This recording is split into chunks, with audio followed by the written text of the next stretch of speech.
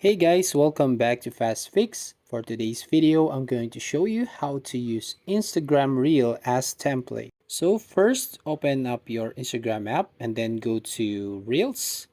Now you just need to find a reel that using a template on Instagram.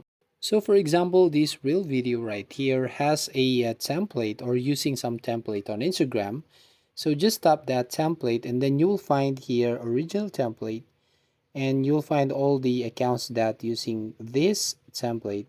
Then if you want to use this one, you just tap this use template, and then right here you can replace the clips with your own photos or video. As you can see, I have just changed the three clips or photos right here.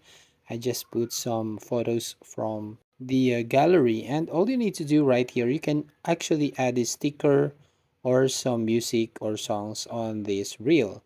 Now if you tap that next, you can now ready to share this Instagram reel on your account. So that's how you basically use Instagram reel as template.